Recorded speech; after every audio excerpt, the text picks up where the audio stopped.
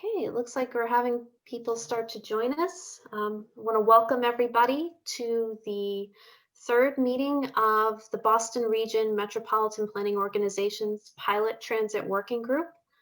And as people are joining us to get things started, I'd like to turn it over to the MPO's Executive Director, Tegan Tyke, to give us a little bit of a welcome. So take it away, Tegan. There we go, I muted myself. Thank you very much, Michelle. I guess as people are joining, they will kind of jump in and hear what I'm saying, but I think that's perfectly fine because I'm really just here also to welcome you. I did want to just say this, I know a lot of you know the Boston MPO and CTPS, but just in case some folks in this room right now don't, I just want to point out I'm Tegan Tyke. I'm the Executive Director of the Central Transportation Planning staff to the Boston Region MPO. We have two primary roles as CTPS. One is that support, staffing the Boston Region MPO and all of its committees. And then the other is we do carry out a range of technical and planning studies with various clients through other funding sources to support our partners in the region. So that's us. And if you want to find out more about us, there is a frequently asked questions, which is new on our website. And somebody is going to actually drop that link to the FAQ page in the chat. So hopefully you will see that either now or soon. I do want to emphasize that I really enjoy, thank you for sending that. I do really enjoy these meetings. I do think that it's a really good place for a wide variety of the different transportation providers in the region to get together to talk about some points of common interest. The course is going to include the MBTA, especially today, but also RTAs, regional transit authorities, TMAs, transportation management associations and municipalities, councils on aging and others. So this is a really good, I think, again, diverse set of transportation providers and then others who are interested in the topic joining us as well.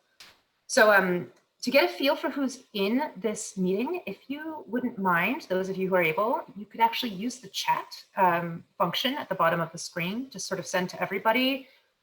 Just put in your name, an affiliation if you have one, and then where you are or where the transit service you're here thinking about is located. And that's just kind of an easy way to do introductions without having to go around the room so we can all see who's here. So this is our third one, as Michelle said. This is still a pilot, and we are hoping to learn more about how we want to structure this group moving forward. And in particular, one of the major goals here is to foster these stronger connections between providers and the MPO, the Boston Region Metropolitan Planning Organization. So we're hoping to host these going forward on a more quarterly basis. And you can again find more information about the working group on our MPO website. And again, somebody will share a link, I believe they just did, to that location. So before I turn it back to Michelle, I just wanted to say a few things to set the tone for our conversation today with the MBTA about forging ahead. So forging ahead is, I hope as most folks are aware, is an MBTA initiative. This isn't a Boston Region MPO initiative, but this is an MBTA initiative where they're exploring different scenarios for what the economic and ridership recovery is going to look like post-COVID, and also how they're developing a service package in the face of the budget cuts that they'll be facing for the next fiscal year. So that's what they're here to talk about. There is, however, overlap with what we do as a Boston Region MPO and a CTPS. So, the MBTA is a board member, and the MPO does have the sort of final responsibility of approving the allocation of federal dollars for capital projects. And so as such, the MBTA determines its priorities and then comes to the MPO with proposals for how it wishes to allocate the federal funding that's available. And then the MPO board members have the opportunity to then approve that allocation. So the MBTA will be coming to the MPO with an amendment for their capital dollars as a result of this work they're doing now in forging ahead and how they might reallocate their capital money to be able to help them deal with their budget shortcomings. So that's the overlap here, in addition to simply wanting to be a forum to help folks connect, especially in this particularly unique and challenging time. And I really hope we can have a good, robust conversation about sort of the implications of what the MBTA is talking about and everything else you all are going through as we all try to support transportation needs in the region, and especially now in the middle of a pandemic. So that, I think, Michelle, I'll turn it back to you. Hopefully you think I covered everything to get us started, although I know you'll go over some more logistics and such with the team. Okay, thank you, Tegan, for that great welcome.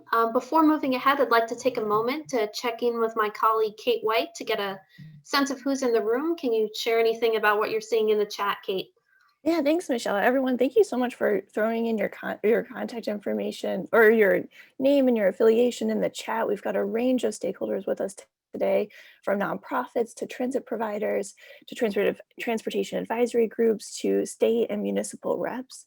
And transit management association or transportation management association. So we're just really grateful you're all here. For those of you who are still joining us, continue to share your name, your affiliation, and maybe your coverage area in the chat. And we'll continue to encourage you to engage. Thanks for that great rundown, Kate. So just as a quick refresher about the group here today, and if you're joining us for the first time or if you've been with us for several meetings before, we welcome you. So the MPO's Pilot Transit Working Group has two functions. The first is that it provides a space for transit providers in the Boston region to connect and coordinate with one another. The second function is that it helps to connect the region's transit providers and other agencies and groups that are operating in the transit space to the work of the MPO. For example, later in the meeting, we'll be sharing some information as MPO staff about studies, technical assistance, and funding opportunities that the MPO offers. And throughout the meeting, we'll be learning from you all about the needs you have and the challenges you face to help inform our efforts to find ways to help. So I'm going to just quickly cover the agenda for today's meeting.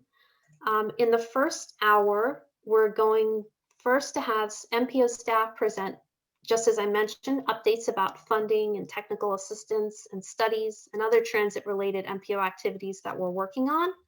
Then Mara Holland from the Metropolitan Area Planning Council will share some information about the Taxi Livery Transportation Partnership Grant Program.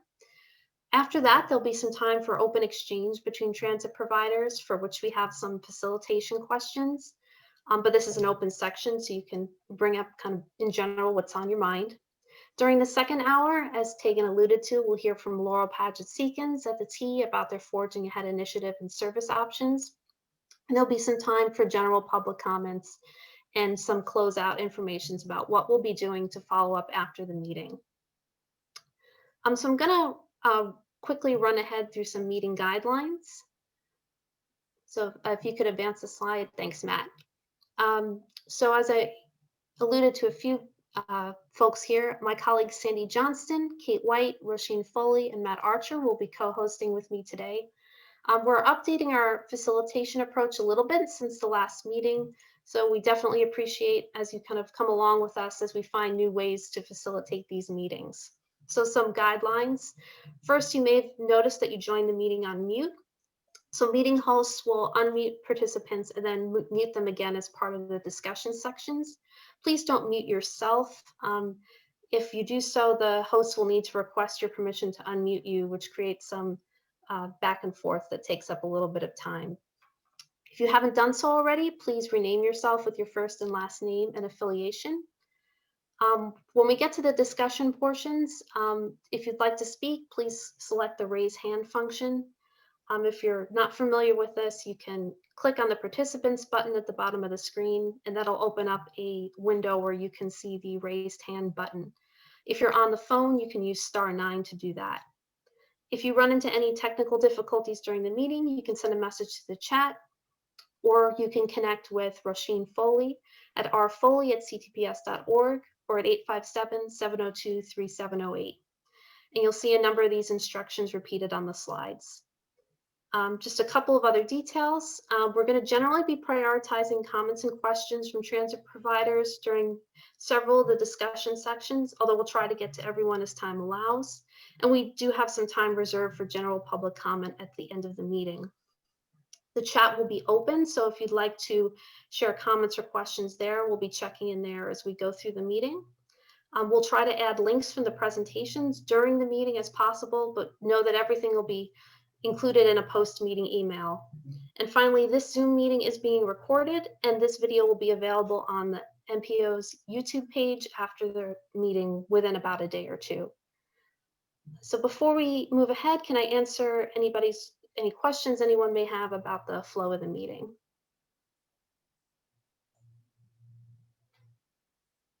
Okay, seeing none, we can move to our second section, which is MPO transit updates.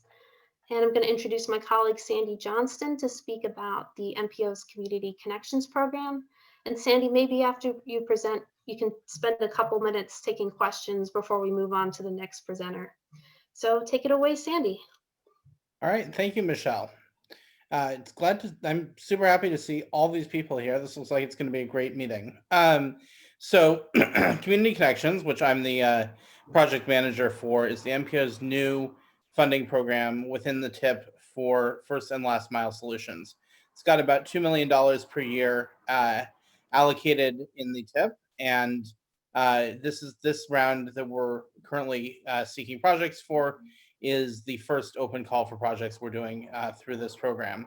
So the MPO is seeking projects for first and last mile solutions, community transportation, other small non-traditional transportation projects, trying to kind of find those small projects that sometimes fly under the radar and are hard to implement.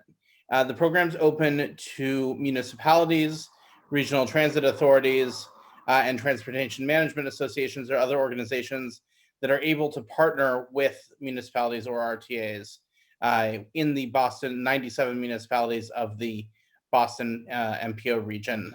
We can only give grants directly to a governmental entity. So if you are from a nonprofit or civic organization that would like to look into this program, we can help you find a RTA or municipality to partner with. And there at the bottom of the slide, you can see the link to the web page. And it's also in the chat, I see. Thank you, Rasheen. Next slide, please. All right. So this unfortunately wordy slide captures all of the categories of projects that we're looking for applications in. And again, there's more information about this on the website. So unfortunately, we've had to restrict the varieties of projects that we can fund to certain categories that have a kind of viable path to implementation without too much administrative burden relative to the size of the projects. But I think we've got an exciting list here. And so you can see automatic vehicle location, bicycle supportive infrastructure, including bike share stations and bikes, and bicycle parking and shelters, bus lanes, education about transportation options. We're partnering with the MBTA to work on installing the e-ink countdown and information signs at some of their bus stops, parking management, including leases of for park and ride purposes of existing parking lots and new payment systems. We can fund new transit operations, new bus or shuttle service, and transit signal priority. And I'm happy to answer any questions at the end of this presentation or offline about any of these categories. Next slide, please. All right, yeah, and so just a timeline. The application we put out on October 30th, so it's been out for about 2 weeks, and it'll be due in basically exactly a month on December 11th. The application materials are all on the website that is in the chat and was on the slide earlier. And basically the approval process for the projects that the MPO chooses to fund will be wrapped into the larger TIP process, which will be happening in January and February of 2021. And there will be multiple MPO meetings involved, and we'll be putting further word about that. Because this is federal funding for federal fiscal year 2022, it will become available starting at the earliest in October 1st, 2021. So it's not immediate term funding. That is what I have for today about the Community Connections Program. We're very excited about this, and I am happy to take any questions at this time, or of course offline.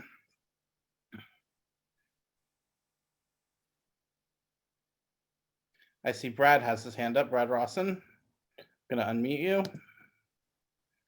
Brad, you are unmuted. Good afternoon, Sandy. Hi, Michelle. Can you hear me? Yes, we can. Yep. Hello, everybody. My name is Brad Rawson. I serve the city of Somerville as Director of Mobility in Mayor Joe Curtatoni's office. Mayor Joe serves on the MPO board, but interestingly, we represent 21 inner core cities and towns, not just Somerville.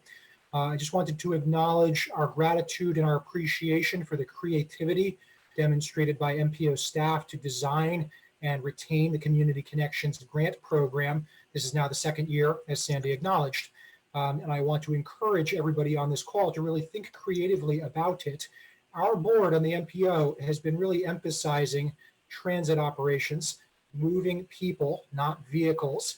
And this is a really important way for us to leverage federal financing processes to do what our membership is asking for.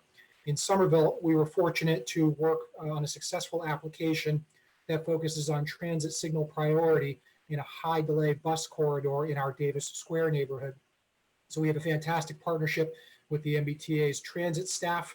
And I just want to encourage everybody who's here today to really think creatively, to advocate, to know that we in Somerville represent you if you're part of the inner core, and if you have any questions about our experience, please feel free to reach out. So again, thanks, Michelle, thanks, Sandy, and everybody who's worked behind the scenes on this program.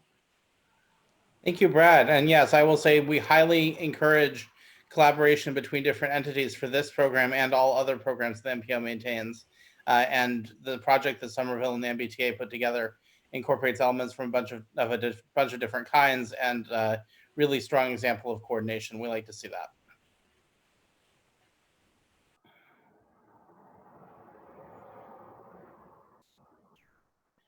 Any further questions? You can raise your hand in the chat and we'll unmute you. Or you can put your question in the chat. All right. If there are no more questions, then we can pass it on to Paul Christner, who I believe has the next presentation. Yes, thanks, Sandy. So good afternoon, everyone. I'm Paul Christner. I'm here to give you some background on the Regional Transit Service Planning Technical Support. This is funding that we have every federal fiscal year to offer technical support, as you can see, for issues related to route planning, ridership, cost effectiveness, and other service characteristics such as fare policy and things that go along with transit service. Eligible applicants include regional transit authorities, RTAs, transportation management associations or TMAs, municipalities, and MAPC subregions. One requirement to note is that the service that we would be offering technical support on would need to be open to the public. It couldn't be a private service or limited service. Some examples of the work that we've done recently. This year, we helped Lexington with a quick fare policy analysis. We helped MWRTA look into some possibilities for microtransit in some of their service area. And in past years, we helped Crosstown Connect look at connectivity to MBTA commuter rail. As you can see, the link is at the bottom of the page there. I encourage you to check it out. It has more information and how to get in touch with us and apply with some ideas for the technical support. I'd be happy to take any questions about it as well today.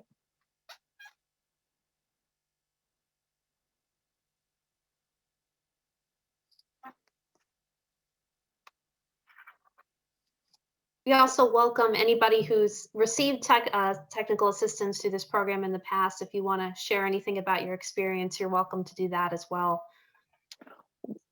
One other thing I'd note too, in particular, is that obviously things are changing right now a lot, and due to COVID and what's been happening with services changing, whether it's the MBTA or other services that have stopped service and then restarted. So we're aware of that, and we're happy to help as folks are thinking about ways to maybe restart service or change their service as a result of the pandemic.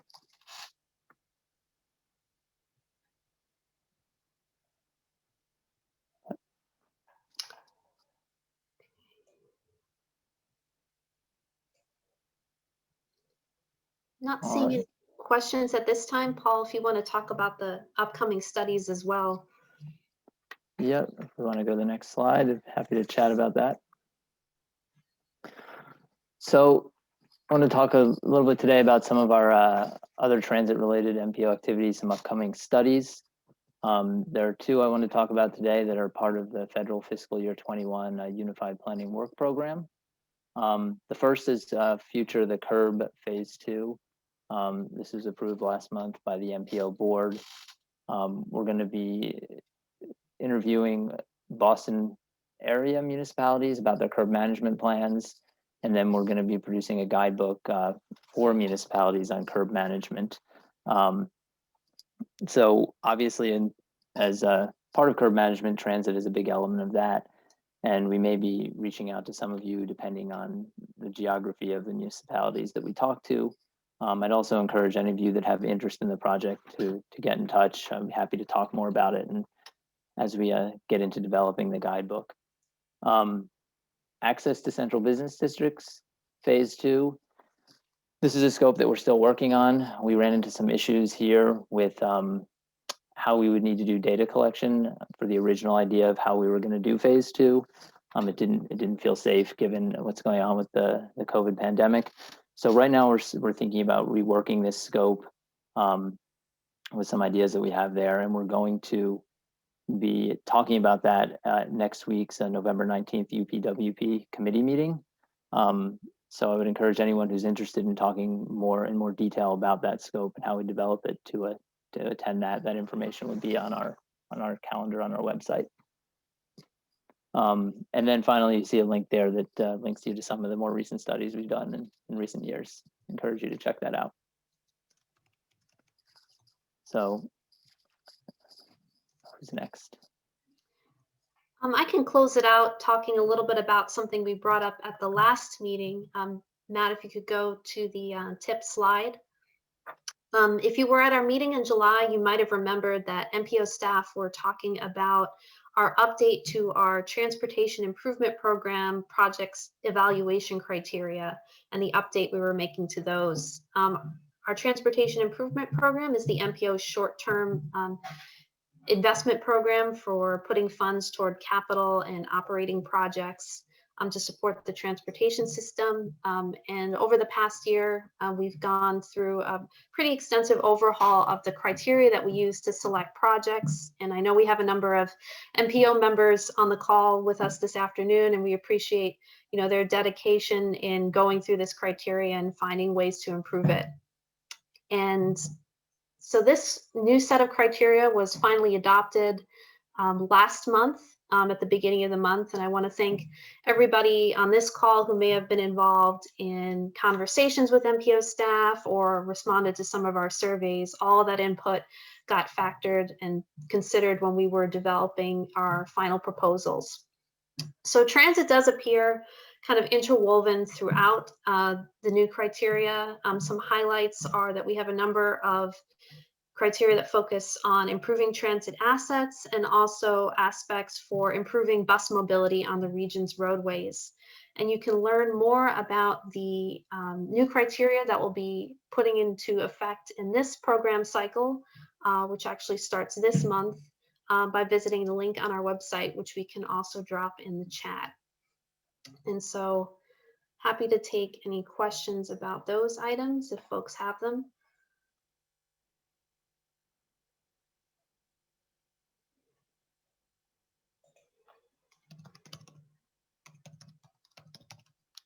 Okay.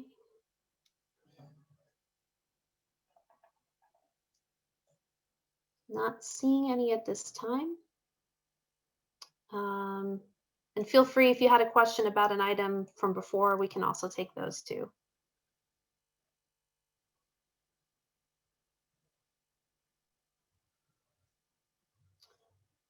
Okay, not seeing anything.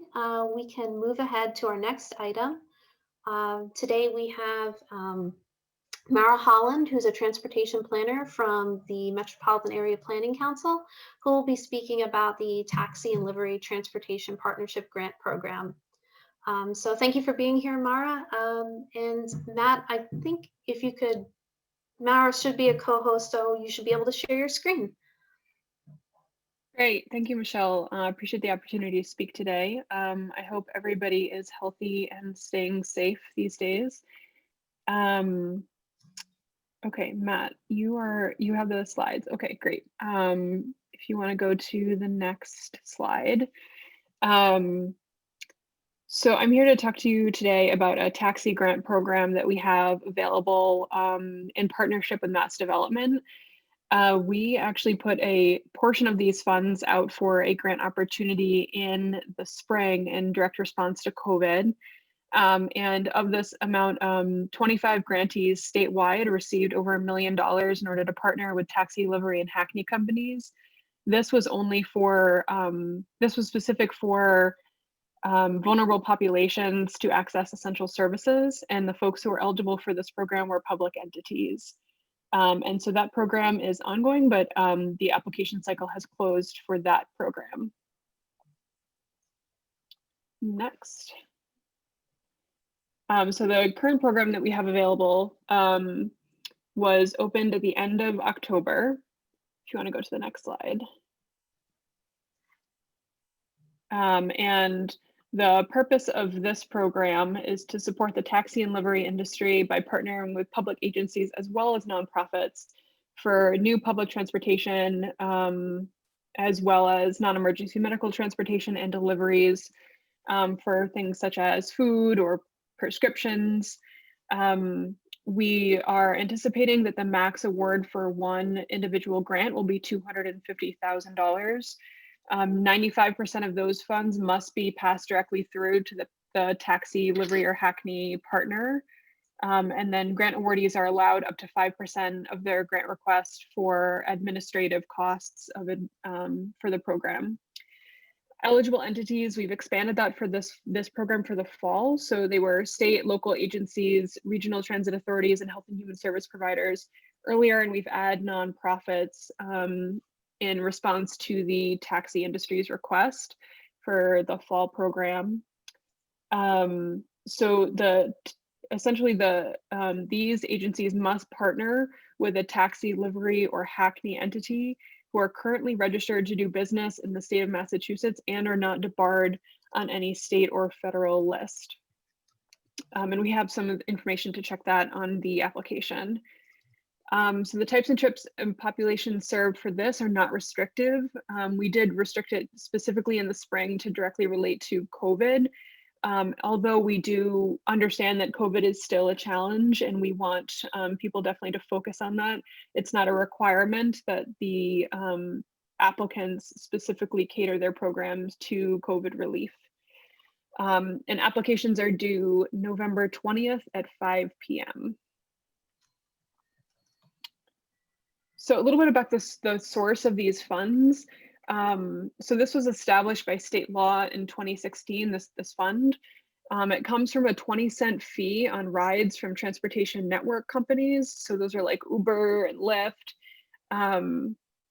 And 5 cents, excuse me, of that 20 cents goes to mass development.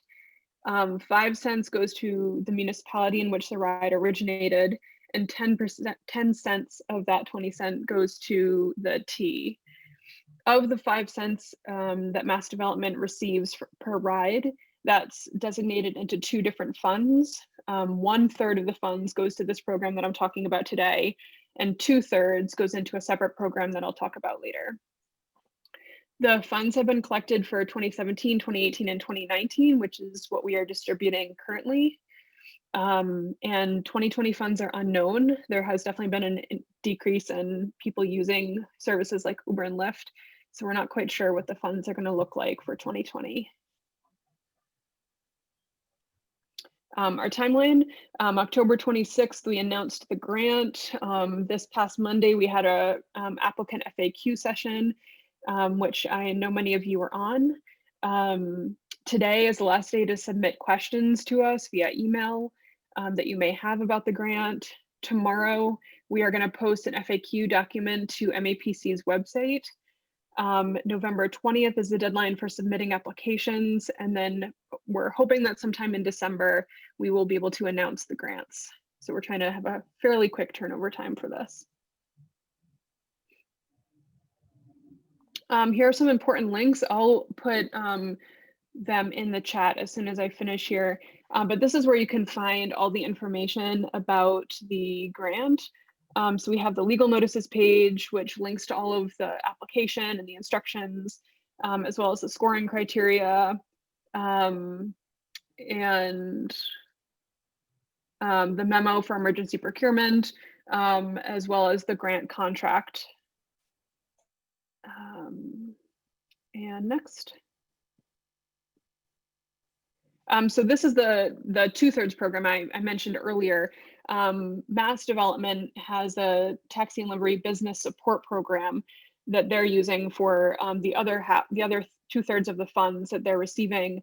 And this is specific for taxi, livery, and hackney operators to apply for any type of financial assistance to secure products or services that will help their business be more competitive and enhance their safety abilities for their business. And that grant just ended in September, I believe, but they anticipate having more application cycles in the future, probably sometime next year. Thank you. And then let me just drop that link in the chat so folks can have more information about that. And I'm happy to take questions.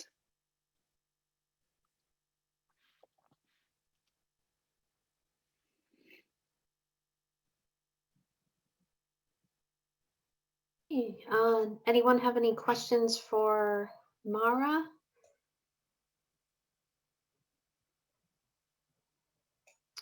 You have a Laura Gilmore. Thank you. I know you started to get at this, but I was just hoping you could say a little bit more about the spring cycle of funding that you had and the grant recipients at that time. Sure. Do you have a specific question? I guess I'm curious to just hear more about what and who funding went to, if there were any themes in terms of, what sort of organizations or projects were funded through that. Sure. And I know you said that there were some changes in terms of the scope of what you were looking for this time. Right. So a lot of the folks who applied, we had 25 grantees in the spring, and a lot of those folks applied for things like food deliveries, transportation to grocery stores, deliveries of prescriptions, non-emergency medical transportation. So for things to go to like the primary care doctor or, other types of medical trips that needed to happen. Or, there were a number of folks who had sort of ongoing treatments that needed to happen, still continue through COVID that used the taxi service. So that was the majority of the purpose of the trips. And it was also designated to vulnerable populations. So including veterans, homebound individuals, seniors, people who were homeless, a lot of folks that relied on other forms of transportation that might have ended during COVID. So for senior transit or, a lot of folks were previously getting to medical appointments through family. So we were helping to try to fill those gaps during the spring cycle. Thank you.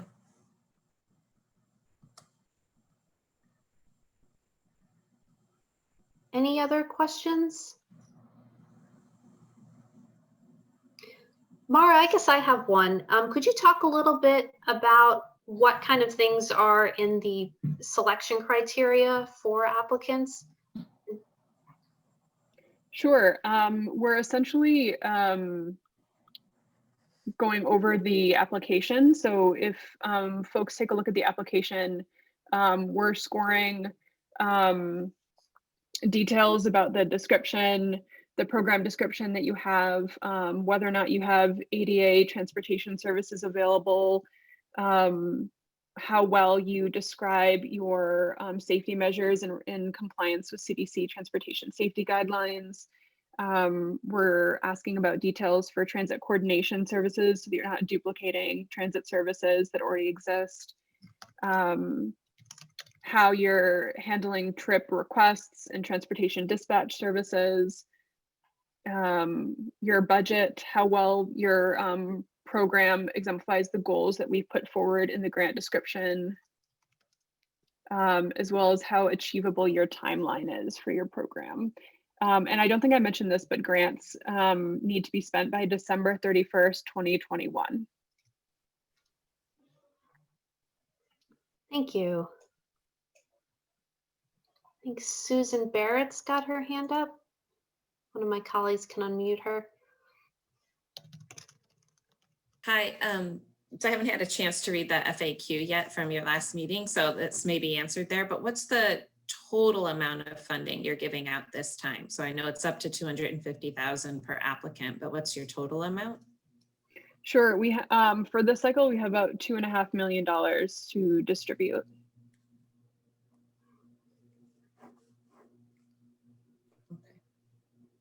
And another question, is there any intention of taking data from this and sort of being able to share out? I know you're collecting information on, the types of trips and how many trips are being taken, but more of the geographic data,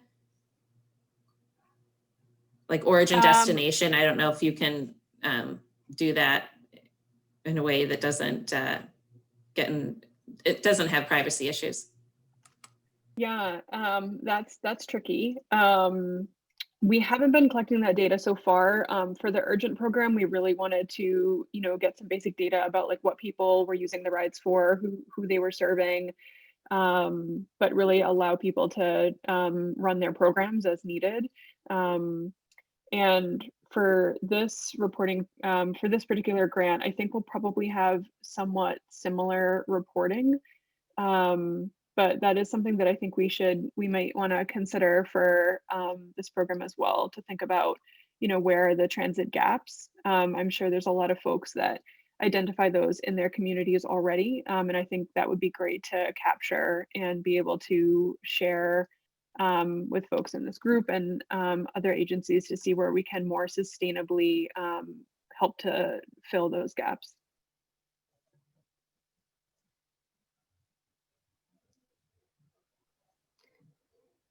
Okay, if one of my colleagues could unmute Dan Carty, I know he had asked to speak.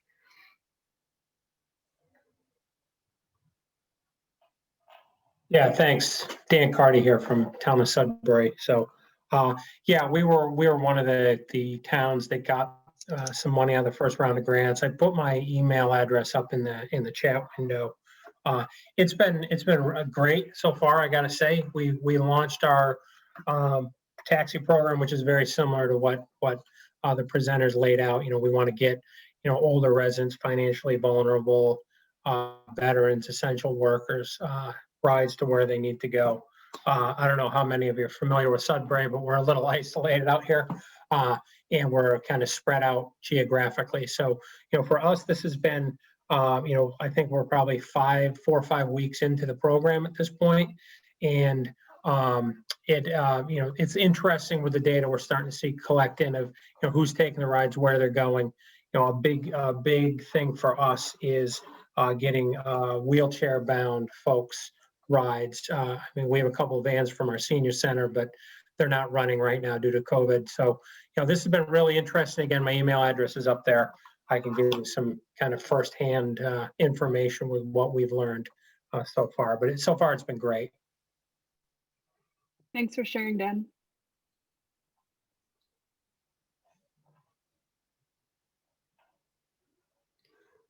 Okay, just checking to see if we have any remaining questions.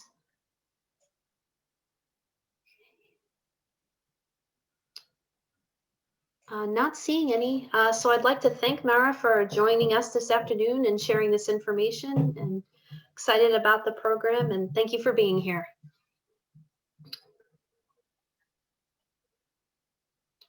Okay, so one thing I want to mention before we move on to the next section is, I think this was dropped in the chat.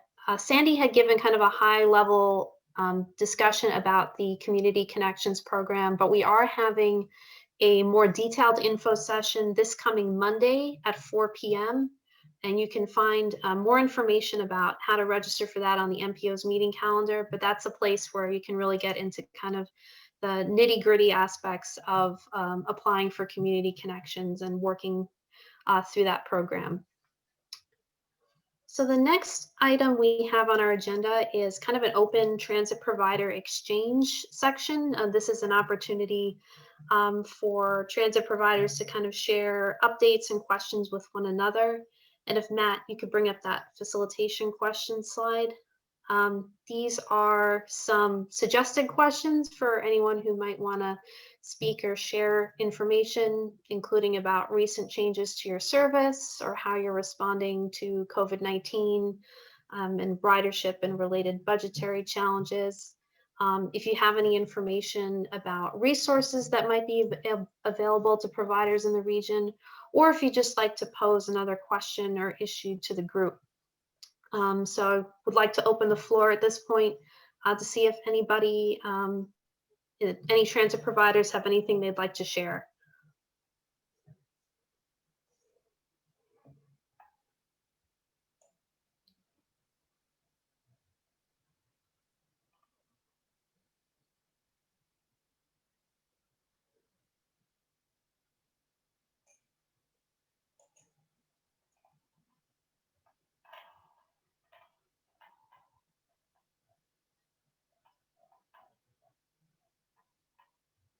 And if not, that is totally okay. Michelle, we have Susan's hand raised. Would you like Oh, we me to- do? Okay, Yeah. great. Susan, I'll Great. go ahead and unmute you. I just feel like somebody should talk. So maybe this will break the ice and we can hear from others. So your first question was, I can't see, it was what changes have you made recently? So for the Lexpress bus system, we had been working on changes for a long time. And it unfortunately had to happen during COVID, but some of those changes were definitely made some things easier for our most transit dependent populations, which frankly is the majority of the Lexpress riders. But we tried to streamline our service a bit rather than having one-way loops. It goes more out and back, and we did do some things that people have been asking for a very long time, including one change, which was getting all the way to Leahy Burlington. So there's a lot of background info as to why some of these changes were made, but I'm happy to answer any questions on that. In terms of our ridership, yeah, it's definitely lower than it was before. Even though we do have a transit dependent population, what we're finding is that the adults have come back. We're like 65% of our typical adult ridership is what we have right now. And those are typically people working in grocery stores, working in retail, healthcare, childcare. That's typically who our adult riders are. Our seniors are only back at roughly about 20% of what they were before. And they are usually the majority of our riders. But right now, a lot of the places they would go are still closed, like our library, our community center. And of course, many people just aren't in that age category, aren't going out as often as they used to, but we find they are still using it to get to the grocery store or even for their medical appointments. Though we do try to use, actually, we have that taxi grant for the non-emergency medical transportation. And then our biggest loss of ridership is actually our youth. The school schedule's changed. A lot of kids are just fully remote. So we've definitely lost ridership. And let me see. And other things, I think we're doing pretty much what everybody else is in regards to, cleaning, disinfecting, doing that very frequently. And obviously mask wearing and other things. So we've got that. And I think I'm aware of all the resources available to transit providers. Thank you. I will say there is one challenge though that I find, and that is just aligning all of these things together in their various timelines. So even right now with like the Community Connections Grant, for example, or even with the taxi grant, right? The taxi grant's due November 20th. Community Connections is due, I think on the 11th of December. And so we just don't know what's going to happen next year. And I think that's a huge challenge right now, trying to plan ahead for like a whole year in advance, what's going to happen. And we don't know what's going to happen exactly with the MBTA changes that, what will take place there. So there's so many unknowns. So I'm personally finding that to be a real challenge as to how do you move forward and plan. You know, we've had to, as a municipality, put our budgets together already for FY22. And it was difficult. You know, it's like, how do we know what's going to happen? Now, those don't get approved until next spring, but they're pretty much getting set in stone right now. So I'm just curious how other people plan for that. Thanks, Susan. I really appreciate you kind of sharing where you're at and flagging, you know, kind of what your challenges are. The wild unknown is definitely a tricky one, especially when we have to make decisions, you know, kind of across agencies and organizations pretty far in advance. I don't know if other folks in the group want to share some of the challenges that they're facing right now, including the one, you know, Susan raised about kind of how to plan ahead.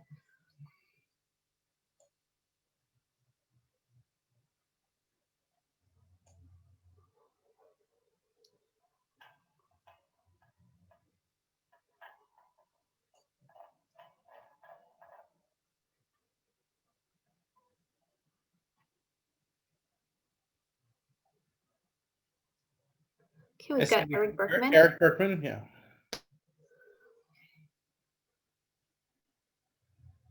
Hi there. So I'm Eric Berkman. I'm the Director of Transit Priority for the T. I don't really have an answer to Susan's question about planning ahead, but I can talk a little bit about what we're doing in terms of transit priority as a result of the pandemic. And I know Laurel's on and she'll talk about forging ahead. I see that on the next agenda item. But you know, our group focuses on things like bus lanes and transit signal priority that moves buses through faster and more reliably. So one of the things that happened early on in the pandemic is we repurposed our capital funding to focus on routes that had high levels of crowding, even after the pandemic was sort of in full swing. So the goal being that if we implement bus lanes, we can sometimes get better service using the same number of buses and the same number of operators, and spread those crowds out over more trips. Because as the pandemic came on, we changed kind of what we considered crowded. So we lost about half of our system capacity. So we've started implementing these, what we call a rapid response bus lanes program, to help get back to that capacity that we had before by offering more trips where we can, which I think has been pretty great. We've done this in partnership with municipalities. I saw Brad Rawson on here earlier. I'm sure there's others on here. Boston, Everett, Cambridge, Somerville, Revere, Lynn. I'm probably missing somebody, Chelsea. So that's been pretty great. And the MassDOT Shared Streets and Spaces grant program has helped out with this, though we didn't take advantage really of MPO funding because this was on just a different timeline. But I'm happy to talk with any of the other RTAs. You know, if you're in a situation where you're trying to figure out a TSP issue or a bus lane issue, we're happy to provide some technical assistance as you need it, because you know, we've implemented quite a few of these in a relatively short period of time. You know, we don't have design funding for you or anything, but, you know, if you just need another set of eyes, if you don't have one in one of these projects in your region, I think anybody in my group would be happy to take a look and help you think through it a little bit. So maybe not your typical resource in terms of money or design, but I'm happy to help out. And it's been successful for us so far, I think. Thanks, Eric. We really appreciate kind of knowing about the work that you're doing and the resources that are available to some of the folks here in terms of technical assistance with bus lanes and signal priority. Sure. See, we've got Brad Rawson. Thanks, Michelle. Sorry if I sound a little bit repetitive here, but I actually want to make a similar comment to the comment I made about the Community Connections Grant Program a few minutes ago. What Eric is describing is an incredible value for municipalities, whether they are part of the core high-frequency bus network or not. The knowledge base that has been built very intentionally by the MBTA has resulted in an incredible growth of professionals who we lean on every day in Somerville. I meet with Eric and his team almost weekly, and we have about 5 active projects in my jurisdiction, and we could not accomplish the things that we are accomplishing without the know-how of folks who understand scheduling, routing, geometry, operations, safety, and other trade-offs. So Eric, I appreciate you making yourself available to the folks on the call here, whether or not they're talking about 40-foot MBTA buses or other rubber-tired transit services. So just want to, again, remind folks of the incredible resources at our disposal at a region because we've chosen to invest in the transit team at the MBTA.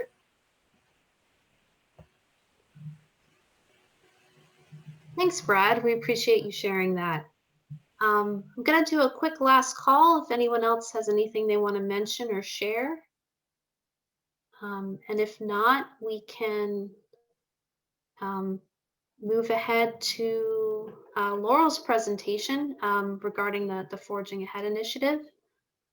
Just taking a last look here.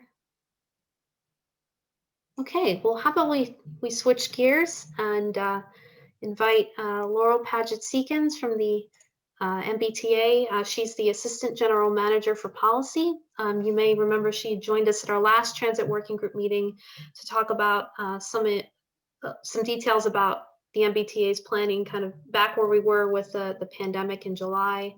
And just a little bit of background about Laurel. She's worked at the MBTA for about 6 years in the intersection of data, policy, and community engagement.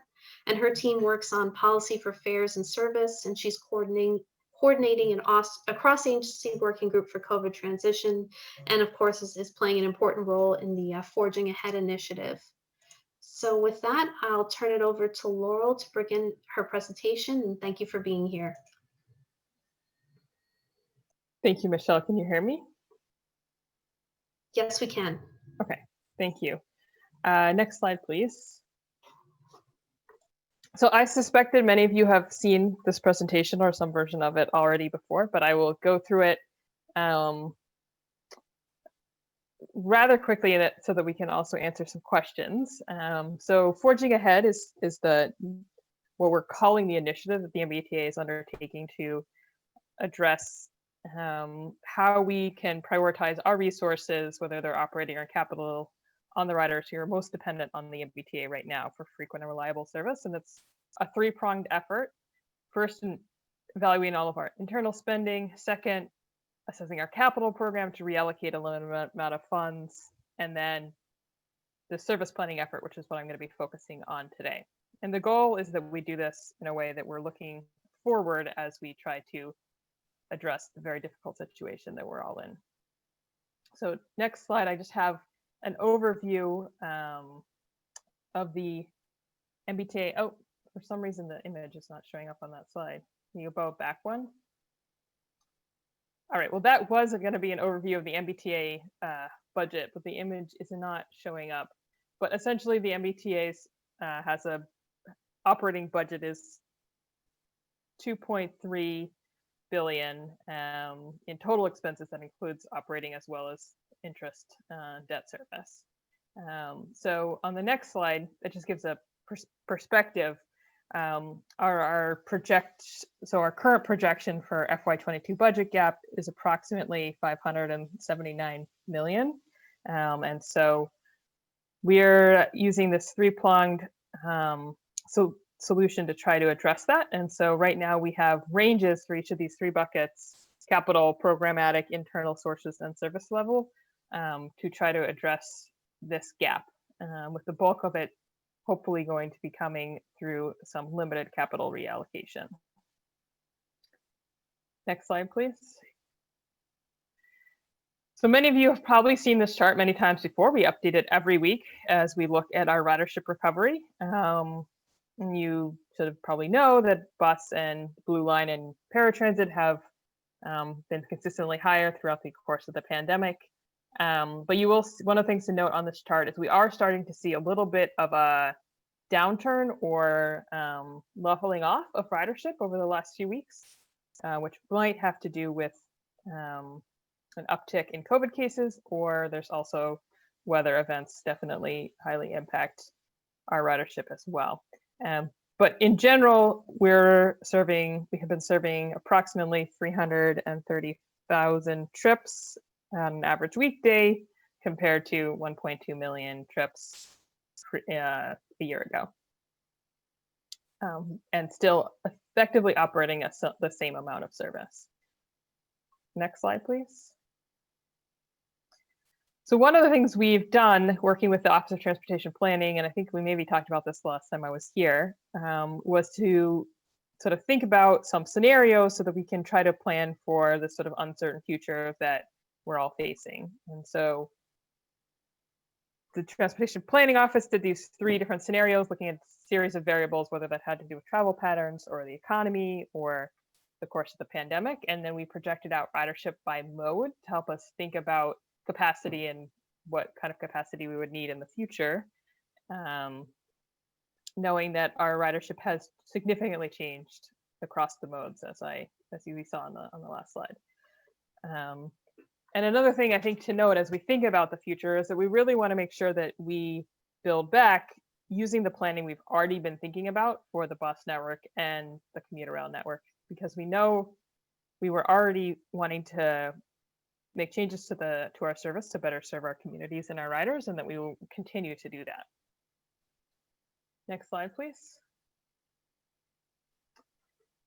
So like I mentioned, this is really going to be an iterative process that we're going to be continuing to sort of look at data, think about how things are changing, and iterate over time. The MBTA changes its schedules 4 times a year for bus and subway, and twice a year for commuter rail and ferry. Right now, we're really focused on sort of protecting the core essential services we've defined through this process, and I can walk through that really quickly on the next slide. But we're seeking feedback on our proposals with changes scheduled to potentially go into effect in the spring or summer of next year, and that we would continue to evaluate data and add service back as we see ridership and revenue return. On the next slide is the framework for how we defined essential services. Some of you have probably seen this before, but essentially we created a 2x2 matrix where we have high ridership or high ridership potential on one axis, and the other is transit critical populations, where transit critical is defined by low-income households, community households of color, and 0 or 1 vehicle or low vehicle households. And then we also did an additional screen for seniors and people with disabilities at the root level. And the goal of this framework really was to compare all of our services to each other on a similar set of metrics in order to prioritize our sort of essential services that we knew were critical for riders to preserve at a still above our service delivery policy standards for frequency and span. And so after that analysis, all of our services were divided up into these quadrants, and then we prepared our proposals based on the results of this analysis. Next slide. So in terms of the timeline, on November 9th, so Monday, we rolled out the proposals at the Fiscal Management Control Board.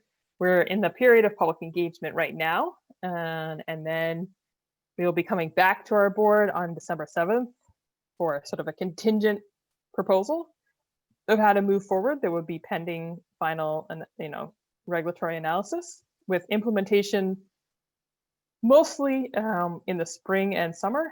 There's a few changes on commuter rail that could potentially take place in January, but most of the changes would take place in either March or June.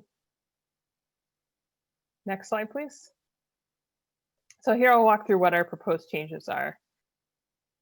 So just a sort of note on terminology. That upper quadrant of our 4 quadrant is what we call essential services, where we're really trying to prioritize service levels at our service delivery policy or above it. And then the entire package that we're proposing is the base service, which is that essential services plus reduced levels of frequency and span across the other services that fall into those 3 other boxes. Next slide, please. So the base service will include the essential services, where the service will look very similar to pre-COVID, and these lower levels of service in the other quadrants. And within essential services, we have all of rapid transit, the Fairmont line, 80 bus routes, and the ride. And the non-essential services would be the rest of the commuter rail, ferry, and some bus routes. Next slide, please. So in this proposal, most of our service is preserved. Right now, 82% of passenger trips on a weekday are taking place on the services we identified as essential, 18% on the services that were called non-essential, which is the other three boxes, and then 3% of current weekday trips would face sort of a significant change as a result of this proposal, either lack of access or diversion to a different service. The proposal represents 85% of our current bus service hours, 70% of our current rapid transit service hours, 65% of our commuter rail, and suspension of ferry service. Also under this proposal, we will see a slight decrease in what we call our coverage metric, which is the percent of households in the MBTA region who have access to the MBTA within a half mile. So it will go from 78.5% down, it'll go from 82% down to 78.5%. Next slide, please. So now I'll walk through by mode. This is the commuter rail where we see a significant decrease at the peak. So our previous ridership, we're at approximately 13% of our previous commuter rail ridership. We're now running approximately all of the commuter rail service, but we sort of made some schedule changes at the beginning of November to smooth out the service across the day, given that we no longer see the peaking that we had before. Next slide, please. So on the commuter rail, what we're proposing is to stop service after 9 p.m. and weekend service with the Fairmont line replaced by bus service to decrease weekday peak and off-peak frequency from 505 trains to 430 trains across the entire network, and to close 6 of our 141 stops based on low ridership and operational impacts, all of the stops having available alternatives. And right now the proposal doesn't give specific line level details because we want to take into account new ridership based on our adjusted fall schedules to see how people are reacting to those new schedules, and to take that into account as we build out the proposed schedules with the 430 trains.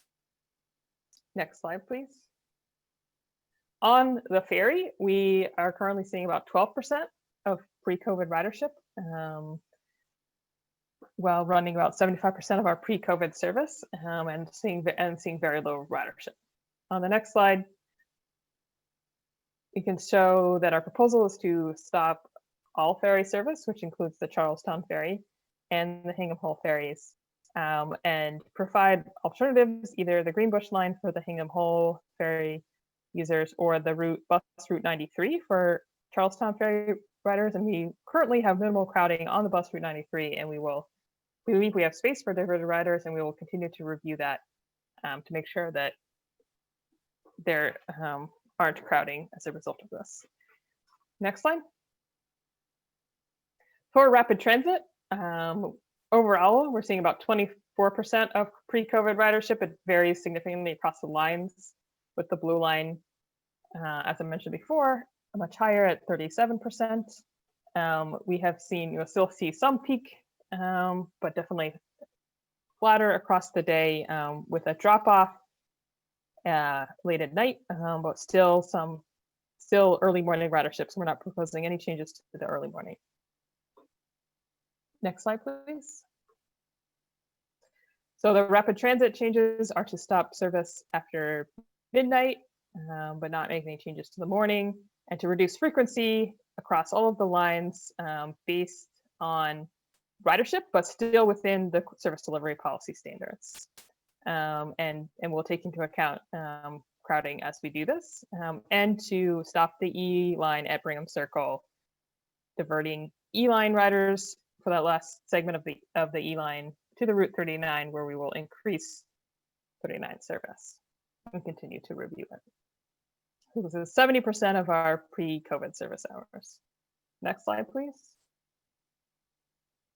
On the bus side, this is where we've seen the highest ridership, about 41% pre-COVID, definitely significant variation across the routes. So we've done, as you're probably aware, we've adjusted service across our bus network already to account for this. Some of our bus routes have more service now than they did pre-COVID to prevent crowding. And our after midnight bus ridership is approximately 1,750 riders currently. Next slide. So our changes for bus is to continue running 85% of pre-COVID service, stop service after midnight, but not make any other changes to the start or days of operation, to essentially run on our essential bus routes, a 5% reduction system-wide. So some routes will continue to see no changes, where others might have a reduction based on their ridership, but within the service delivery policy standards. And then to reduce frequency on the non-service delivery policy standards, system-wide, on average of 20%, will vary by route, but again, based on ridership, but that might be below our service delivery policy standards. And then to consolidate 14 routes, shorten 5 routes, and eliminate 25 routes. And of the routes eliminated, 7 are within a quarter mile of alternative service.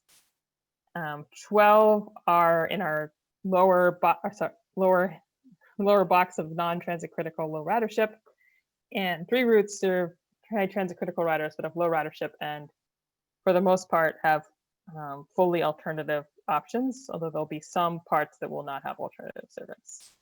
To eliminate the suburban subsidy program, which funds 5 additional services but has low ridership, and we know these changes will impact the ride, our paratransit service, by changing but we don't plan to eliminate access. It would just change approximately 1.1% of our pre-COVID ride trips would be shifted from our ADA fares to our premium fares.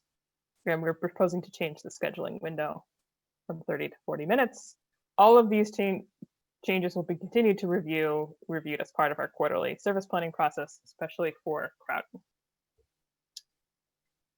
Next slide, please. So one of the other things we want to make sure that we get feedback on is how we would add service back as ridership or revenue returns. And so we've sort of grouped these into themes or packages to help get feedback on them. This could be adding back either in December or in the spring as it becomes clear what our financial picture is going to look like. But we want to get public input on them now so that we can make quicker decisions should additional funding become available. So on the next slide, we sort of show those themes of the packages. So essentially, they're the sort of service levers that I described about either restoring frequency or restoring span on the rapid transit and the commuter rail and bus, restoring ferry service. And then we have 2 options here that are sort of investing in potentially new services or changes in our services based on our bus network redesign or our rail vision planning, so that we can continue to build on those plans we were already doing. So on the next slide, I think there are some details of how many people would be impacted and the cost of these packages. This is available so on our website, and I think we'll also send these slides out, so won't go through the exact details. We are now asking for public feedback on the next slide, or 2 slides from now. So we have a website, mbta.com/forging ahead, where there's this interactive map that people can look up. There's summaries by mode. There's a comment form. There's an email address where to ask for feedback. And then also on the next slide, I have the list of public meetings that we are currently in the middle of asking for feedback. And I think there's like 3 main things that we're looking for feedback on. One is the approach rate. The second is, what are some changes we could make? What are to the base service package that would preserve access or make the proposals better. And then the third one is how we build back and how we prioritize the service packages. We're looking for all of those types of feedback at the public meetings, on the online comment tool, or in our email address. And with that, I think I can pause. There's definitely more information in the appendix. If people have very detailed questions, I'm happy to share it.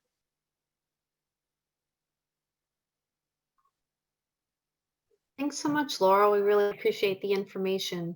Now, taking questions from the audience, and the slide that just came up has some suggestions, but of course the 3 points that Laurel had highlighted about the kinds of feedback that they're looking for about their approach and changes that could be made to the base service and priorities for adding things back are all crucial things to bring up in this conversation.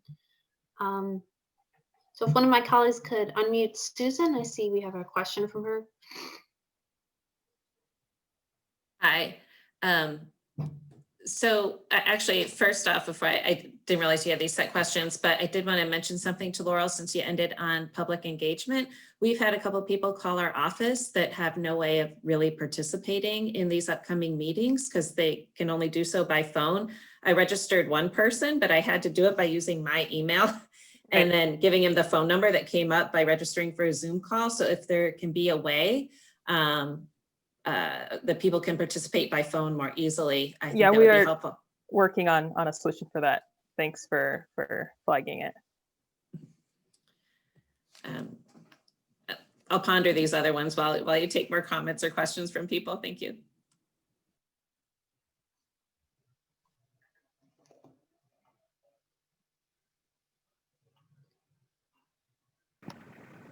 Got Brian Kane. Laurel, thanks very much for this. Appreciate it. It's not easy. I had a couple of detailed questions about the 5 routes that you're going to shorten and the 14 routes to be consolidated. It might be easier if you email this to me, but could you go through where the 5 shortened routes were going to terminate and how the consolidation of the 14 other routes would work? Sure. Most of this is what we're currently running right now. The service we were running during our fall schedule changes for COVID. So I can send the exact details since I will probably miss some of the routes if I try to do this by memory.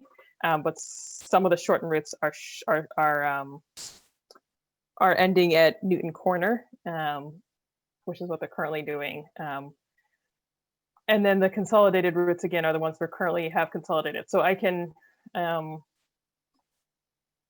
send that to you, Brian. I'll also post in the chat the link to sort of what our current services, where you can sort of see some of these, what we're currently operating during COVID.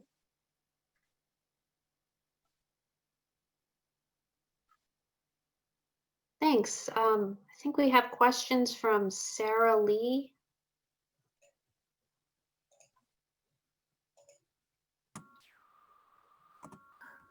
Hey, thanks, Laurel, for coming here and for going through this in detail with us. We really appreciate it.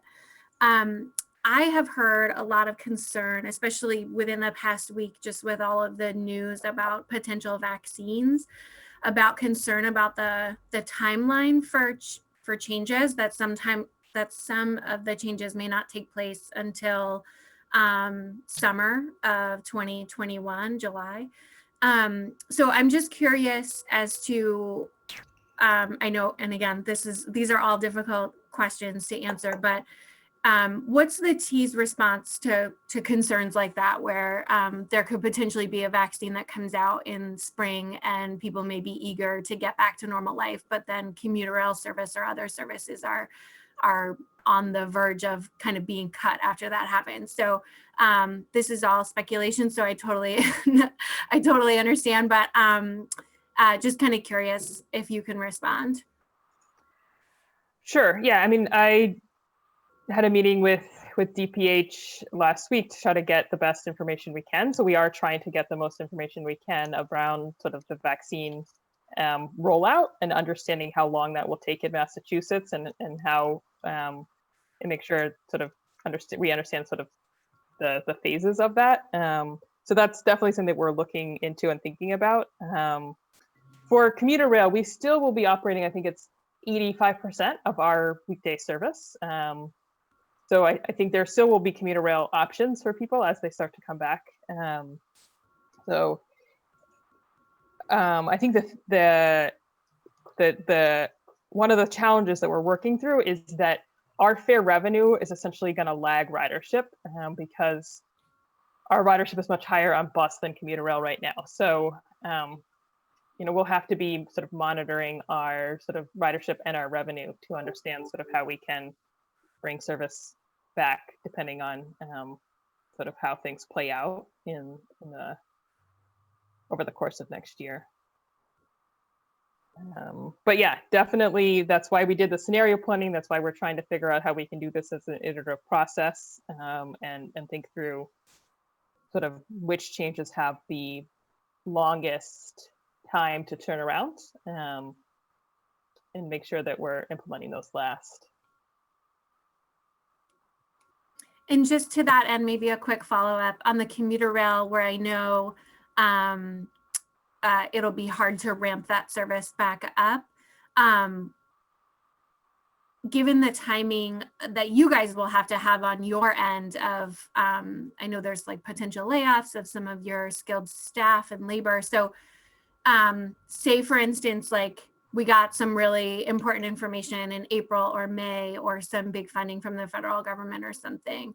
Would any of these changes be able to return back to current levels or pre-COVID levels, or are we kind of on a path of no return at a certain point? So yeah, I mean, it takes us some time to implement things. So there's at some point, decisions will have to be made. I think that what we're expecting is that there will be kind of a gradual, most likely like gradual return to ridership is what we've sort of seen over the last few months as well. So we think that we will have enough capacity in the short term to as riders return, but that is something that we're going to have to be sort of monitoring it, and that even if we are continue to run 85% of weekday commuter rail service, that will probably take us a while to get back to that level of commuter rail ridership, I guess, is what we're projecting based on the data that we're looking at around telework as well, and sort of what might happen to some of those trips. So we're trying to balance a bunch of different factors all together when making these decisions.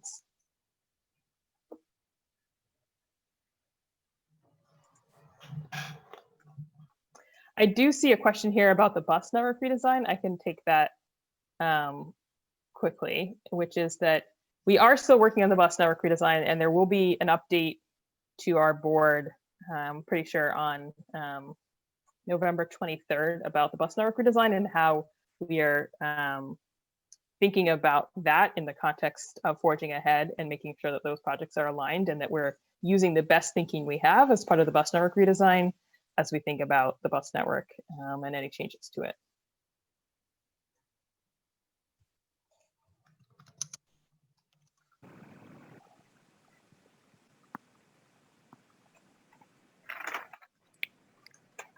I see we have a question from Todd Blake.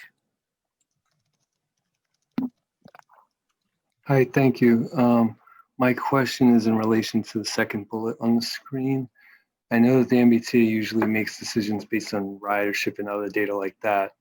I was wondering if the T has considered making decisions based upon the community or at the community level, because Medford has four of the 25 bus routes to be eliminated are in Medford.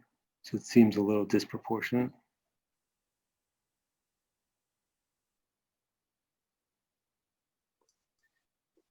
Yeah, so we did, after we looked at the sort of all of the analysis by the route level, we did do sort of pull it all together by community level to see sort of how the impacts were distributed across communities. And you're right, there are some communities that are receiving more proposed changes than others. And so we're sort of open to sort of conversations with those communities to see what, what we can do. I know there's a few changes that we're trying to make on the changes in Medford to make it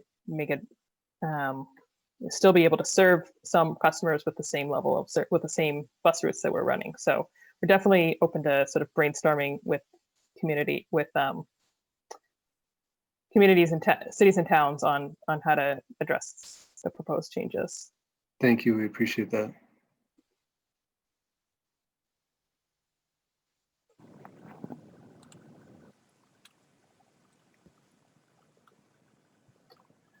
I see a question from Sarah Lee in the chat in terms of proposed schedules. So for rapid transit, we do have the proposed headways. It's in one of my appendix slides. I think it's also in, if you go into the website, Forging Ahead website, and look at the drop down for rapid transit or subway and download the mini slide deck, you'll see them there as well, of what the sort of proposed frequencies would be on rapid transit.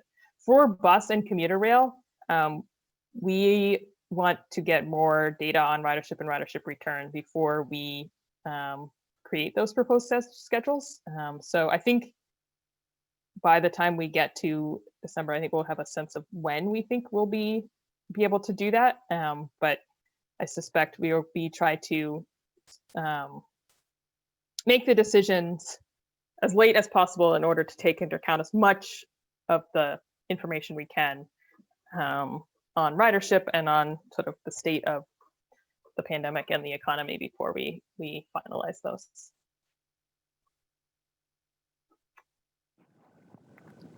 We have a question from Susan.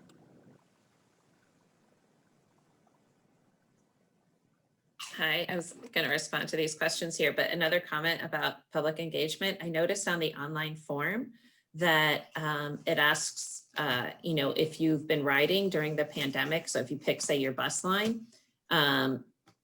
if your bus line has been eliminated because of COVID, you have to say never, you have not ridden it during the pandemic. And I'm afraid that those comments will go into the bucket of people that just haven't been riding during the pandemic, when really they just couldn't use the bus they would normally rely on because it doesn't exist. So I hope there'll be a way to sift out that information. Yeah, that's a great point. Thank you. And then, you guys, I really appreciate the focus on transit critical riders. I think that's really important. I think one of the biggest challenges, though, is that transit critical riders live everywhere. And that's a really difficult thing. And it's going to be really hard to fill those gaps, even though there are programs like the one we heard of earlier, the taxi program, but how sustainable is that even? And when some of those transit critical riders are being transported every day to work, that really adds up quickly if you're doing it in a demand response fashion. So I think that's something to consider. One of my worries is that the MBTA might save money by doing this, but I feel like there's a cost somewhere. And what are those costs? Are we really saving money as a whole, or are we just allowing the MBTA to save money? I hope that makes sense.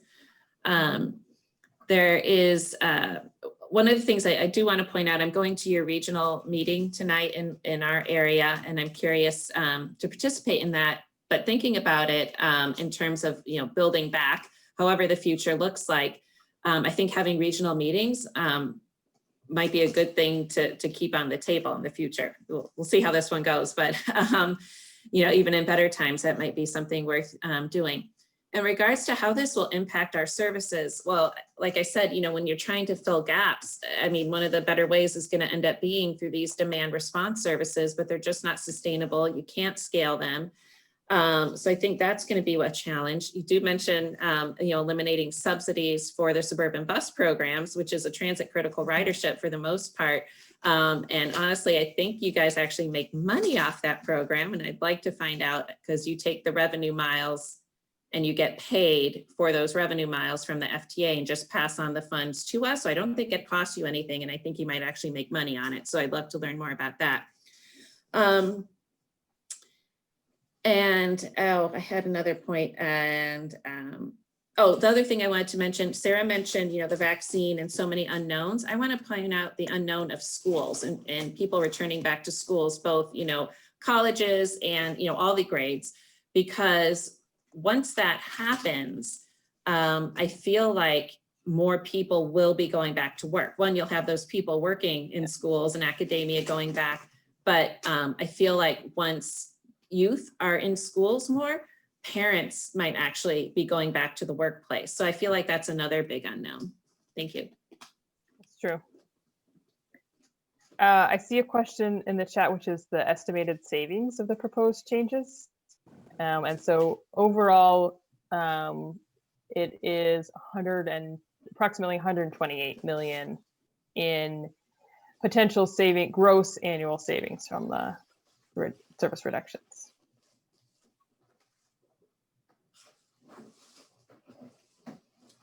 So we have another question from Brad Rawson. Brad, we're going to unmute you now. Thanks, Michelle. If I jump in the line, I thought I'd seen Jared in the chat, and actually I'd love to hear what Jared has to say. I've got a couple of other questions, so I just didn't want to jump the line if there's a queue. No worries at all. Oh, sorry, Michelle. I think Jared mentioned he wanted to kind of speak a little bit later after other folks had had an opportunity to talk, but we will definitely come back around to Jared. So Eric, Brad, I think you can go ahead. Okay, thanks. So Laurel, credit where credit's due. You and the team are working so hard to play a bad hand well. We are in a pickle that our society created 50 or more years ago by intentionally disinvesting in mass transit in urban areas and communities of color. We know this, and we know how committed you and your team are to helping us solve these problems. One of the things that I think it may be helpful for this group to consider, and one of the questions I'd like to ask, is about the relationship between service and operational savings and capital investment. Again, credit where credit's due. The MBTA has figured out how to walk and chew gum at the same time. You all have dramatically accelerated your state of good repair and capital outlay over the last few years. And during the first chapters of the COVID emergency, did a really admirable job of taking advantage of low ridership to accelerate and compress capital improvements on tracked signals, stations, etc. I'm a little bit confused and concerned at this state about the relationship of capital and operating dollars. This MPO is going to be asked to repurpose certain federal funds away from capital and into operating. And I may not ask for a full explanation right now, but I do want to make sure that members know that, as one board member, our mayor is asking these questions and I'm his delegate here. So it's important for us that we feel comfortable that you all have the ability to continue to move us toward a modernized red and orange program, that we have an ability as a region to continue to move forward to regional rail and electrification, and so many other important things. Bus garages and maintenance come to mind. So I apologize for the long-winded explanation, but I hope that you might comment a little bit about the specific proposals on hand to move capital dollars into operational. Thanks. Sure, I can give a quick update on that. There will be a proposal at the next MPO meeting, which might be next week. I'm not sure, and to look more at the details. But essentially, the proposal is very limited. The idea is to limit the amount of money and the number of years in which money would be transferred from the capital to the operating budget, to try to make sure that we can continue to do all the work that you mentioned to upgrade and rebuild the core system. So the proposal is that projects would be paused for a short time, and then we would revisit them through the regular CIP planning process. So there's many more details. I'm not the expert on it. There will be another presentation at the MPO, but also there's some details on it from Monday's board meeting. There was a presentation done by Samantha Silverberg that people can take a look at as well on the sort of exact details of the capital proposals. Oh, I'm being told that it'll be December. The December MPO meeting. Thanks, Laurel. And just to confirm, it's a December 3rd meeting at 10 a.m. And we can make sure to send out that link. But if you also want to subscribe to any MPO notifications, you'll also be a week ahead notified of that when it comes up. So we want to see if there's any other questions. And you can send them in the chat, or you can raise your hand. And if not, Jared, we might call on you if you're all ready. Actually, Kate, I was wondering maybe we could just jump back to some of the slides in Laurel's presentation about the service packages. I know that Laurel has kind of, and Laurel, please correct me if I'm wrong, that you were kind of also looking for feedback on that kind of building back piece. So I just want to make sure we touch on that before we move further ahead. People can give feedback now, or they can give feedback in any of the other ways that we have. So whatever's the best use of time. I do have some of my community liaisons on the call today who are taking notes for us. So feedback from this meeting will get put into our sort of notes from all of our feedback on all of our outreach, so that it'll be considered in the decision making.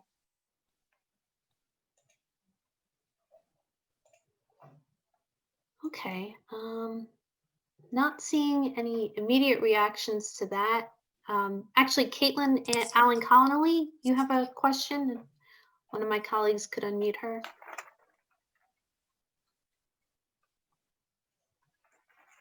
Caitlin, you should be unmuted. There you go.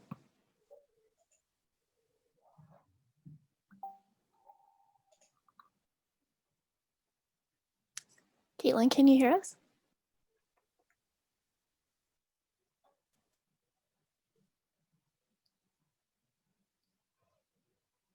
So we're having some difficulties hearing Caitlin. Oh, there you go. Can you hear me? Yep, we can hear you. Okay, thanks. Sorry. Thanks, Laurel, for the presentation. I'm just wondering if you could walk me through, because I'm a little confused, and it's probably definitely me, about the building back process in terms of what type of feedback and what that will look like. Are you presenting those service packages building back and asking people to say, okay, we want to start with 1, or we want to do 1 and 2 at the same time? Or could you just explain to me a little bit more? Sure. I mean, I think this is our attempt to try to respond to the level of uncertainty that currently exists about the future and about, exactly where our budget will be looking like as we get closer, right? So we're continuing to sort of look at our ridership and our revenue and update our projections. But so that's sort of the spirit of it, so that we can try to get community input now so that we can make some faster decisions later. And so I think part of what we're looking for is, some of it is a kind of a classic trade-off around frequency versus, span, and sort of some of the changes we're making are span changes, some of them are frequency changes, and how we can, should we be thinking about those in terms of convenience and access for customers. And some of the packages are more aligned to thinking about how we respond to changing travel demand patterns and how we should be thinking about that. So it is kind of a bunch of different pieces, and we're looking for feedback that's either this is the most important thing for now, or these are types of changes you should be thinking about as the economy and the region builds back. And so I think it's a little bit of both immediate and more medium term. So we're really open to any types of feedback on those packages. I think if you go, it's like back a bunch of slides. That's the end of the deck. Yeah.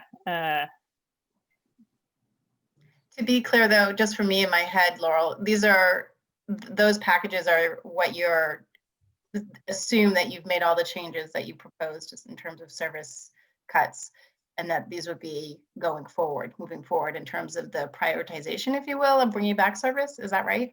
Right. Yes. So the idea is, if we were to implement the base service package, which we would probably make changes to throughout the public comment process. We'll sort of make changes to some of those service packages. We could decide,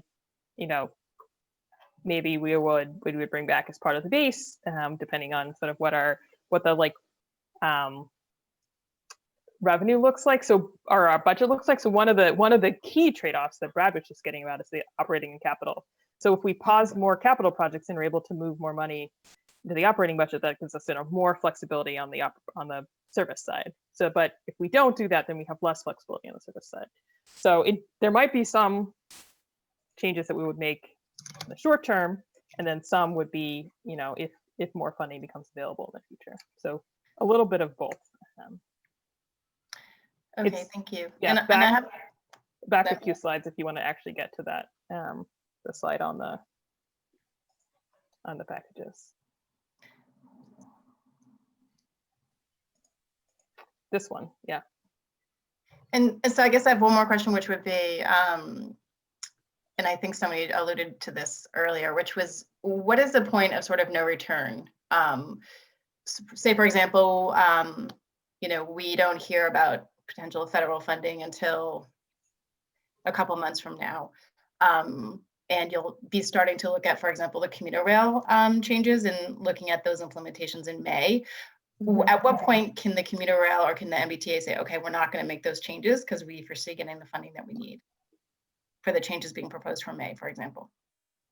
Yeah, I can't answer that quite yet. I don't know if we know quite yet. We're still sort of figuring out exactly the implementation timeframes for everything. To be honest, some of them are different than others. So it really depends on, a bunch of details in how the commuter rail is being operated, whether, weekend service or evening service are easier to bring back depending on crew schedules. There's a lot of details, but so that is one of the things we're currently working out is the exact timetables for implementation. Okay, thank you. And just on this is a really good slide. So, and this is the last thing I'll say. So is there a proposal, or would you be thinking about potentially reinstating all of those services at once that are listed there in terms of the service packages? I think that it really has to do with demand, right? And so some of these would make more sense to bring back sooner based on where we see demand or where we see demand coming back compared to others. So I think it will be a mixture of both ridership and revenue driving the decision making. Okay, thank you so much, Laurel. I appreciate all the hard work you guys are doing. It's not an easy task, so thank you. Thank you. So Laura, we had thanks. You go ahead, Kate. Laura, we have a question in the chat. If you could answer, can you speak more on how some of the data is being collected? Like, how are you planning to collect the data on who may come back to riding the T? Sure. So there's a number of different data sources we're looking at for this. So we have our customer panel surveys that we've been running that every month since actually March of 2015. So we're still running that during the pandemic, and we're asking people who are currently not riding to answer it, and people who currently are. And so that's a good way that people can give us their information about sort of what they're planning or what they're currently doing. We also are surveying employers to get information about their decision making, because we know some decisions are made by individuals and some decisions are being made by employers about when they're going to bring employees back to the work site. So we are surveying employers every 2 months to collect data on that. We obviously are looking at our ridership data, as people come back to the service. I know that given that we do have some routes suspended, that doesn't answer everything. And then another data source we have, right, is because our data team is for the MBTA and MassDOT, we have data on how people are traveling using other modes. So we can look at the highway data, we can look at the data sets we have on general travel using anonymized cell phone data. So there's a bunch of different ways we're trying to look at travel patterns. MassDOT is doing a survey or a study on telework. So there's a bunch of different ways that we're trying to collect information on current travel patterns, how travel patterns might be changing in the future to make sure we're able to respond to changes. And I think the other piece is we're going to have to continue to rely on community feedback and working with our community partners on this as well, since we know that our data sets don't capture everyone.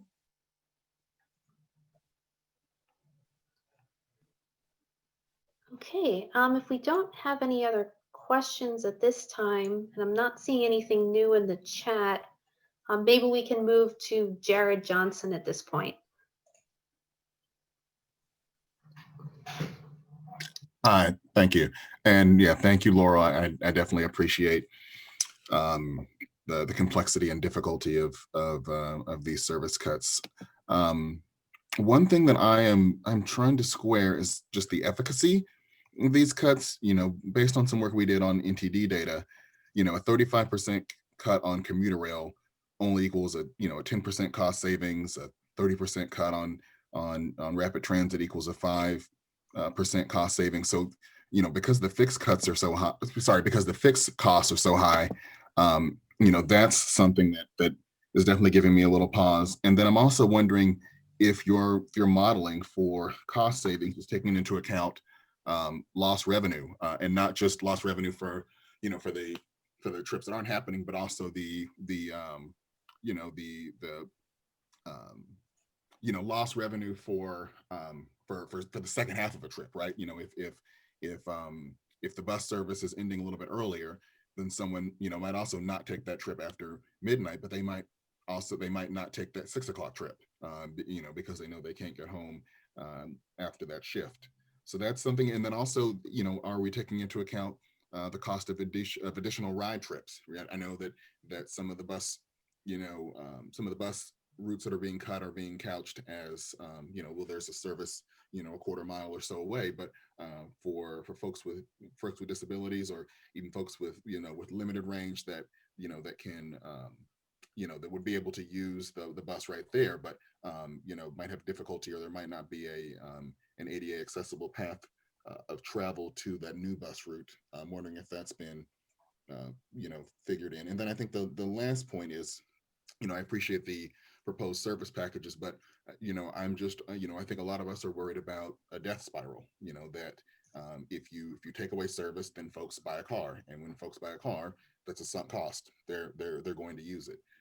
And that folks aren't going to show up to the commuter rail station at 11 o'clock on a Saturday to wave their hands to let us know that they want that commuter rail trip back. Once it's taken, they're going to look for other alternatives. And I think, you know, something else that's giving me pause on this, you know, very same topic is the Secretary's comments about, well, if we get federal funding, why wouldn't we want to just sort of hold that back and save it? And so I'm trying to square that with these proposed, you know, service packages, and adding that back on, that if additional funding is coming, is there going to be resistance to applying it to these packages because you know, because of those comments. So just wondering if you can speak to the modeling on you know, on additional impacts, and how we're avoiding a death spiral with these cuts. Sure. I think I took notes on all the questions. So in terms of lost revenue, yes, we're currently modeling out the potential fair revenue impacts of these changes. I think that's going to be presented to the board maybe at the next meeting, but we're working on that now, and sort of looking at both people who wouldn't be able to ride because of like a span or an access, but also, you know, elasticities based on frequency of service. So taking kind of all the different impacts into account in that modeling. It's, as you would imagine, very tricky because we want to take into account trips that currently aren't happening that wouldn't return. So we're using our projections of different ridership projections to model off the revenue based on the scenarios, so that it won't just be necessarily a single number, right? Because we don't know what the future holds for us. We also are looking at the ride impacts, and also working with system-wide accessibility and some of our other stakeholders who work with people with disabilities and different communities to look at the impacts of the bus route changes, whether it's both the changes where it would change the ride service area or the other ones, to make sure that we're sort of understanding those impacts. So that is something that we've taken into account.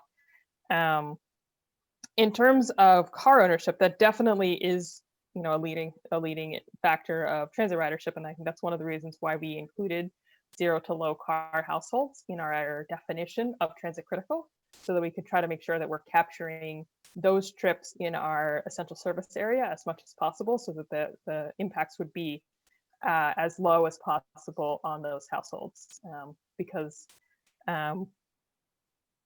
I do recognize your point that car ownership is a fixed cost as well, which is definitely a factor in ridership, sort of not just peak but off-peak ridership in particular. And I think to address the question around the death spiral, that's definitely why we decided on an approach that wasn't sort of a even cut across the board, but to really try to preserve the essential services at the service delivery policy, so that we would still have regular, consistent frequencies on our high ridership routes, both to address crowding, and particularly the lower crowding due to our lower crowding standards due to COVID, but really because we know that frequency drives transit ridership. And so we didn't want to decimate the entire network, but really wanted to preserve fairly frequent service on our high frequency bus routes and rapid transit lines. In terms of, I think I got most of them. The last one was about federal funding, but in terms of federal funding, I think that I won't try to speak for the secretary, but that we need to understand sort of the sustainability of funding sources, but also we want to make sure that we are putting the service where it's needed, understanding that travel patterns are changing. And so the most efficient and equitable thing for us to do is to sort of understand where the ridership is and to try to serve that ridership. So that with any additional funding, we would be sort of using the same framework to understand where there's ridership potential, where there might be crowding, and try to align our service proposals due to that. I don't think the suggestion is that we would not use that money. It's that we wouldn't necessarily add service back exactly the way it was before, because we understand ridership has changed and that we might need to prioritize other areas.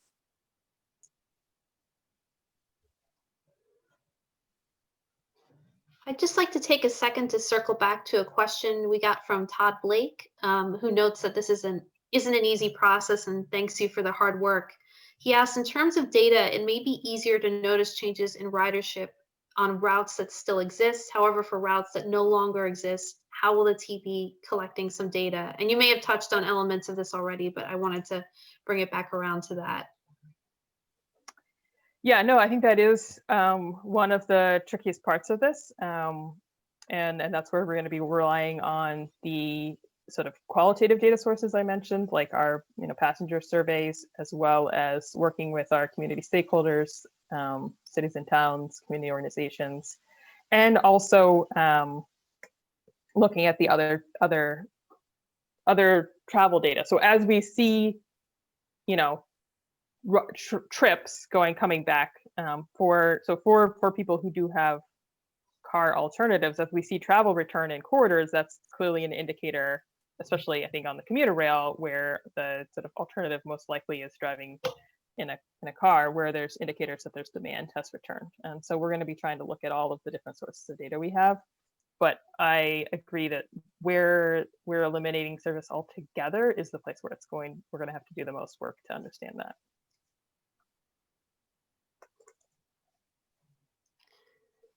Thanks, Laurel. We also have another comment from Susan Barrett, who mentions that in addition to fare revenue losses, would there be losses in how much the T can obtain from FTA if T is operating less service? I'm not the expert on that, so I'm not sure I can answer that. I think that's probably a question that FTA is probably having to evaluate as well, given that every transit agency in the nation is in a similar circumstance to us. So, well, I'll have to circle back on that one.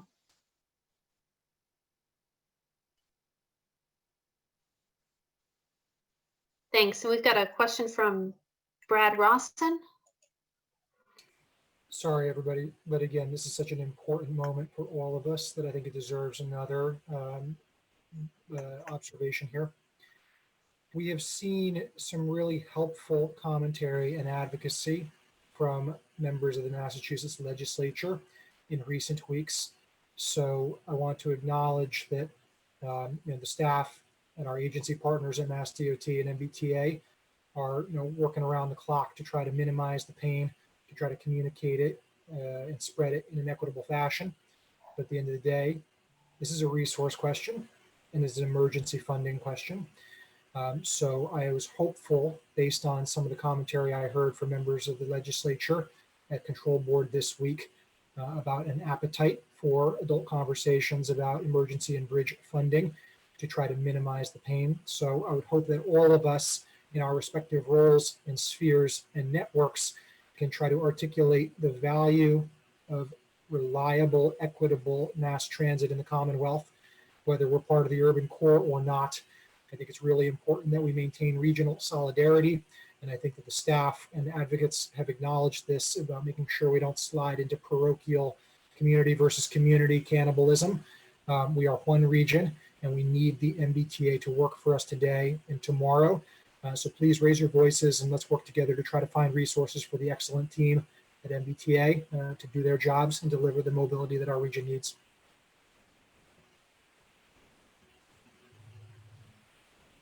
Thank you, Brad. Looking for other comments or questions in the chat or other raised hands. We've got a couple of minutes left here. We could probably take another question or two before we wrap up.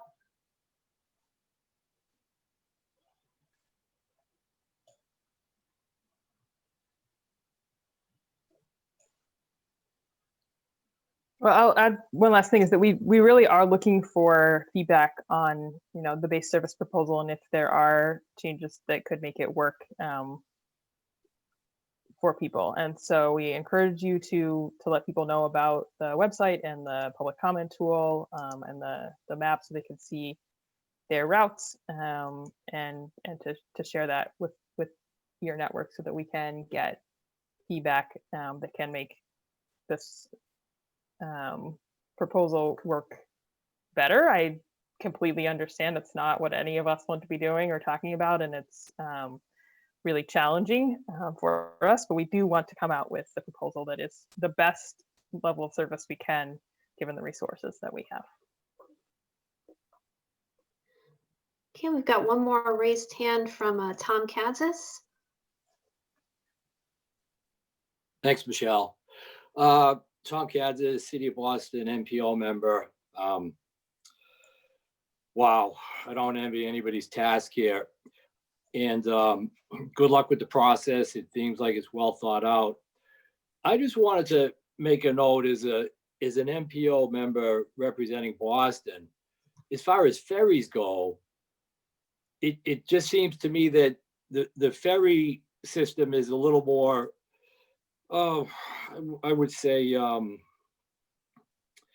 not delicate, but the whole thing about ferry comes down to providers and the provision of boats, and just urge the T to be cognizant of when you can restart these, that these resources are still there, that vendors haven't moved on. It seems like in the past with the MPO, there's been money there, but it's been difficult to get a boat, been difficult to get an operator. And so from that perspective, I just urge caution on being able to start stuff back up if it's more than a shutdown. Thanks. And I know there's no easy answer to that. Yeah, no, point taken on that. That is something we're looking into.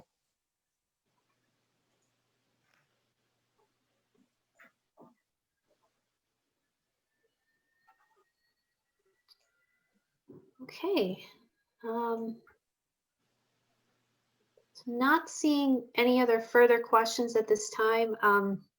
Laurel, I want to thank you so much for being here. You've come to the Transit Working Group twice, and we really appreciate your participation and thoughtful information and everything you're bringing to this group. So we're really glad you're able to be here.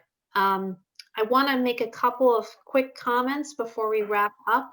As I mentioned towards the start, we'll be sending out a post-meeting email that'll capture, the links and information that we were kind of sharing throughout the course of the meeting. So you'll have that to refer to. We're also asking folks to take a post-meeting survey to let us know kind of what your thoughts are on the group, what we could be doing better in terms of structuring some of these meetings. I've just dropped the link in the chat, but we'll have that available on the post-meeting email as well. And thank you to Laurel and also to Mara, who probably left a little while ago. We'll be able to share the slide decks on the MPO website on our meeting calendar, so you'll get a link to that. We'll also have the recording up, hopefully on YouTube within a day or two. So you'll be able to view this if you want to go back to anything.